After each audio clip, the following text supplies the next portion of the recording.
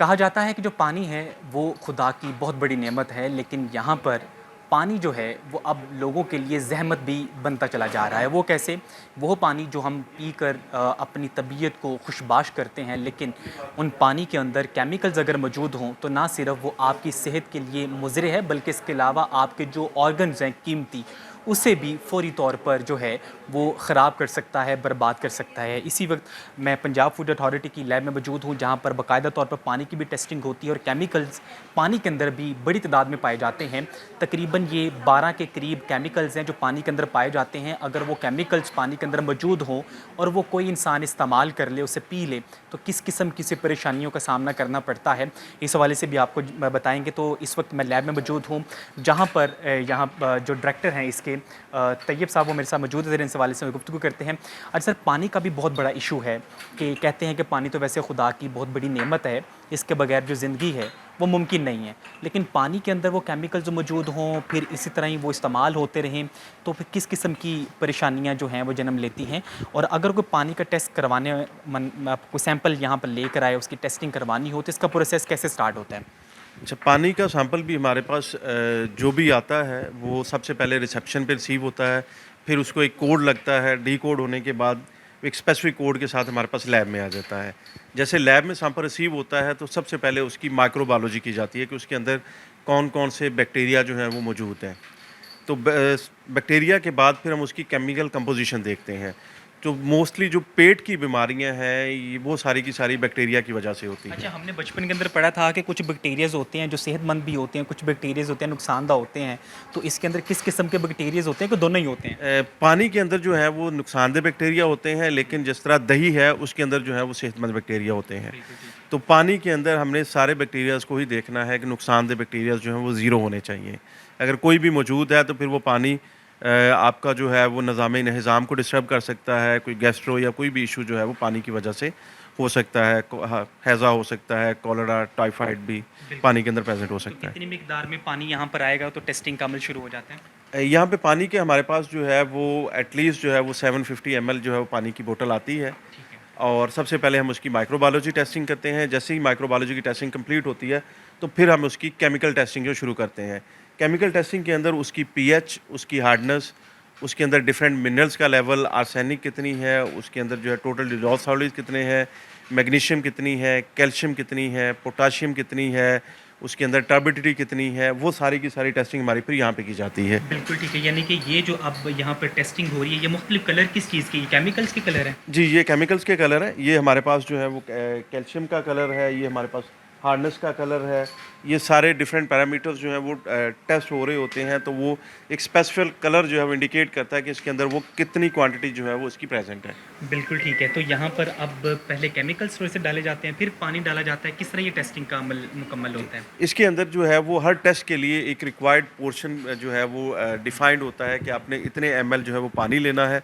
फिर उसके बाद आपने जो है वो केमिकल को उसके साथ जो है वो टाइट्रेट करना है। और जब जैसे ही कलर चेंज हो जाता है फिर आपने उसकी रीडिंग नोट करके कैलकुलेट करना है कि उसके अंदर वो कितना केमिकल जो है वो प्रेज़ेंट है। उसकी अमाउंट जो है वो रिकमेंडेड से हायर तो नहीं है। फिर ये हमारे पास जो है वो डिफरेंट मीटर्स हैं जो उसकी पीएच के लिए, टोटल डिज़ोल्व सॉलिड्स के लिए, हार्डनेस के लिए जो है वो इस्तेमाल किए जाते हैं। तो यहाँ पर जो पानी होता है सिंपल, उसमें कितनी मिकदार तक, जैसे कि अभी आपने कहा कि कुछ ऐसे केमिकल्स होते हैं जो कि उसमें पानी में मौजूद होने चाहिए, तो वो कौन से ऐसे केमिकल्स जो पानी में मौजूद होने चाहिए और किस किस्म की मिकदार, कितनी की मिकदार उसमें होनी चाहिए? टोटल डिज़ोल्व सॉलिड्स जो हैं वो 500 से बिलो होने चाहिए। इसी तरह से सोडियम की भी एक डिफाइंड क्वांटिटी है, पोटाशियम की भी, क्लोराइड्स की भी। आर्सेनिक जो है वो नहीं होना चाहिए। आयरन की भी एक डिफाइंड क्वांटिटी है। तो हर जो एलिमेंट है उसकी एक मिनिमम क्वांटिटी है और मैक्सिमम लिमिट है। मिनिमम से मैक्सिमम की रेंज के अंदर आएगा तो वो पानी जो है वो कंजम्पशन के लिए सूटेबल है। अगर उससे अबव होगा तो वो सूटेबल नहीं होगा और बिलो होगा तो भी सूटेबल नहीं होगा। अच्छा, कहा जाता है कि जो पानी है, अगर वो ठीक ना हो तो ना सिर्फ नौशनुमा बच्चों की मुतासर होती है, बल्कि इसके अलावा जो हमारे इनर कीमती अज़ा हैं, जो कीमती हमारे जैसे गुर्दा है, दीगर जो हमारे अज़ा हैं, तो वो भी इससे मुतासर होते हैं। तो इस हवाले से जो मिनरल्स वाटर्स आपने देखा होगा कि मुख्तलिफ कंपनीज़ की मार्केट के अंदर मिलती हैं, तो लोग प्रेफर करते हैं जो अपर क्लास है कि हम ये वाला पानी पिएँ। हम होटल्स के अंदर या रेस्टोरेंट्स के अंदर या घरों के अंदर जो पानी आता है इसको हम पीने के लिए एटलीस्ट वो खाना पकाने के लिए इस्तेमाल ना करें। तो ये किस हद तक सदाकत है कि जो पानी सरकारी आता है, क्योंकि मोस्टली हमारी बड़ी आवाम ऐसी है जो घरों का पानी इस्तेमाल करती है खाने के लिए भी, पीने के लिए भी, हर चीज़ के लिए। तो कितनी हद तक ये सदाकत है कि जो घरों के अंदर सरकारी पानी आता है उनके अंदर जो मिनरल्स हैं वो सेहत बख्श होते हैं? जो भी हमारे पास म्यूनिसिपल के सैंपल्स भी आ रहे होते हैं, वासा के भी आ रहे होते हैं और जितने फ़िल्ट्रेशन प्लांट हैं उनके भी आ रहे होते हैं। तो फ़िल्टर की रिप्लेसमेंट जो है, जो फ़िल्ट्रेशन प्लांट है उनके अंदर फ़िल्टर की रिप्लेसमेंट जो है बहुत ज़रूरी है। अगर वो टाइमली फ़िल्टर रिप्लेस नहीं होगा तो ऐसे हैवी मेटल्स जिसमें आर्सेनिक है या बाकी हैवी मेटल्स हैं, उनको वो फ़िल्टर नहीं करेगा या उनकी हायर क्वांटिटी जो है वो सोडियम, पोटेशियम या अदर मेटल्स की जो है वो पास आउट हो जाएगी, तो फिर वो हमारे डिफरेंट किस्म की बीमारियों का बायस बनेंगे, जिसके अंदर किडनी भी हो सकता है, आपके बाकी सारे के सारे अज़ा जो हैं वो भी इफ़ेक्ट हो सकते हैं। अच्छा, दूसरा ये भी मुझे बताएं कि ख़ास तौर पर जो मिनरल्स वाटर्स होते हैं जैसे मुख्तलिफ मार्केट के अंदर मौजूद हैं, लोग इसको ज़्यादा जो है वो पीने की कोशिश करते हैं कि हम ये पिएँ क्योंकि हमारे लिए सेहत बख्श है। इसी तरह ही दीगर जो पानी है, जैसे कि मिसाल के तौर पर मुख्तलिफ अगर देखा जाए तो गली मोहल्लों के अंदर भी अब फ़िल्ट्रेशन प्लांट लगा दिए गए हैं या सरकारी तौर पर लगाए हुए हैं। किसी ने जो है वो इसाले स्वाब की नीयत से फ़िल्ट्रेशन प्लांट लगाया हुआ है और कुछ लोगों ने जो साहिब हैसियत है उन्होंने घरों के अंदर अपने मिनी प्लांट लगाए हुए हैं फ़िल्ट्रेशन के। तो उनमें से जो पानी निकलता है क्योंकि वो बराह रास्त उसमें जाता है और वहाँ से आगे बोतलों में डिलीवर हो जाता है, वो फिर हम लोग उसे बराह रास्त इस्तेमाल करते हैं। तो क्या वो सेहत बख्श होते हैं? जी, पानी के प्रोसेस के लिए जो है वो कंटिन्यूअस मॉनिटरिंग जो है बहुत ज़रूरी है। अगर एक फ़िल्ट्रेशन प्लांट इंस्टॉल कर दिया है तो बिल्कुल पानी ठीक देगा, वो डिपेंड कर रहा है फ़िल्ट्रेशन प्लांट के ऊपर। और इवन 1 महीने के बाद या 15 दिन के बाद उस पानी की क्वालिटी कैसी रहेगी, वो आपका जो ग्राउंड वाटर लेवल है उसके अंदर कितने सॉलिड्स हैं, कितने मिनरल्स हैं, उसके ऊपर डिपेंड करेगा। तो उसकी कंटिन्यूअस मॉनिटरिंग और फ़िल्टर की रिप्लेसमेंट जो है वो बहुत ज़रूरी है।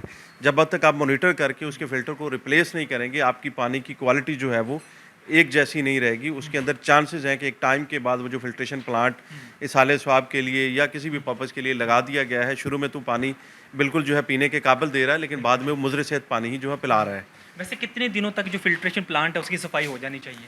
वो उसकी कैपेसिटी के ऊपर डिपेंड करता है कि वो कितना पर आवर जो है वो पानी डिलीवर कर रहा है, उसकी कंजप्शन कितनी है। और मोस्टली डिपेंड कर रहा होता है कि 15 दिन या महीने के बाद आप उसके जो इनिशियल फ़िल्टर्स हैं उनको रिप्लेस कर लें। अच्छा, दूसरा ये भी इसमें जो है वो काफ़ी लोगों का इस हवाले से सवाल होता है कि ख़ास तौर पर जो लोग बहुत बड़ी तादाद के अंदर जो पीने वाला जो सरकारी पानी वो इस्तेमाल नहीं करते, तो वो फिर कोशिश करते हैं कि मोहल्ले के अंदर जो फ़िल्ट्रेशन प्लांट लगा हुआ है या किसी हमसाये के घर लगा हुआ है तो वहाँ से हम लेकर आएँ, इसको इस्तेमाल कर लें। और वो देखा जाता है कि जो बोतल्स वगैरह होती है उसमें वाइटनेस आ जाती है, चीज़ें आ जाती हैं। तो क्या ये उसका एक सिंबल होता है कि यह मुज़र सेहत हो गया पानी? जी, बिल्कुल वो सिंबल है कि उसके अंदर कोई एक एलिमेंट जो है वो अबव क्वांटिटी जो है वो प्रेज़ेंट है, जो कि सम टाइम पानी के ऊपर एक स्लाइमी सी लेयर जो है वो आना शुरू हो जाती है, या वो बोतल के अंदर जो है एक स्पेसिफिक कलर जो है वो जमना शुरू हो जाता है। तो वो सिंबल है कि आपका जो फ़िल्ट्रेशन प्लांट है उसको रिपेयर एंड मेंटेनेंस की नीड है, वो एक स्पेसिफिक लाइफ़ अपनी जो है वो पूरी कर चुका है। एक बिल्कुल सिंपल सा आखिरी सवाल मेरा ये है कि कुछ लोग होते हैं वो कहते हैं कि हमें पानी की इकसाम बता दी जाए, यानी कि हम इस पानी को पिएँ उसके जायके से हमें पता चल जाए ठीक पानी है। क्योंकि अब आम लोगों को तो नहीं पता चलता कि हम जो पानी पी रहे हैं इसके अंदर वो मिनरल्स मौजूद हैं कि नहीं जो सेहत बख्श हैं या मुज़र सेहत हैं। तो इसकी कोई ख़ास इकसाम होती है कि आप पानी पिएँ और आपको अंदाज़ा हो जाए कि पानी ये सेहत बख्श है? नहीं, पानी की ऐसी इकसाम नहीं होती हैं। पानी आपका जो है अगर तो बिल्कुल कड़वा पानी है, ज़ीरो टीडीएस वाला पानी है तो पीने के बिल्कुल काबिल नहीं है। इसी तरह से बहुत ज़्यादा साल्ट हैं तो वो भी कड़वा होगा।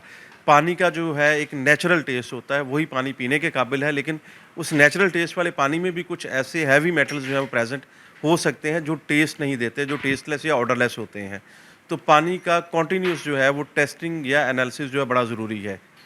हाँ जी, बिल्कुल इनकी जानिब से तफ़सीली जो है वो इन्फॉर्मेशन फ़राहम की गई है कि ये जो पानी है वो किस तरह हमारी सेहत के लिए सेहत बख्श हो सकता है, और बताया गया है कि पानी के अंदर दर्जन के करीब जो केमिकल्स हैं वो मौजूद होते हैं जिसको यहाँ पे डिटेक्ट किया जाता है। और पंजाब फूड अथॉरिटी की जानिब से न सिर्फ उन तमाम जो फ़िल्ट्रेशन प्लांट हैं जो आर्जी तौर पर लगाए गए हैं या मुस्तकिल तौर पर लगे हुए हैं उनको भी रजिस्टर किया जा रहा है, बल्कि ऐसे प्लांट जो कि बर वक्त अपनी सफाई नहीं करवाते या इसके अलावा उसकी सफाई नहीं होती या पानी को चेक नहीं किया जाता तो उसके ख़िलाफ़ भी जो कार्रवाइयाँ हैं वो अमल में लाई जाती हैं। तो यहाँ पर तफसीली बताया गया कि पानी किस तरह यहाँ पर लाया जाता है और किस तरह किस किस मराहल से गुजरता है, और मराहल से गुजरने के बाद डिटेक्ट किया जाता है कि इसके अंदर किस किस्म के केमिकल्स हैं और किस किस्म के नहीं हैं। और वही चीज़ जब यहाँ पर टेस्टिंग का अमल मुकम्मल हो जाता है, फिर रिपोर्ट मुरतब होती है और जहाँ से सैंपल लाए जाते हैं फिर उनके ख़िलाफ़ जो है पहुँचा जाता है, उनके ख़िलाफ़ जो कार्रवाई हैं वो अमल में लाई जाती हैं। ना सिर्फ अमल में लाई जाती हैं बल्कि उन मुतलका जो फ़िल्ट्रेशन प्लांट हैं उनको भी सील किया जाता है।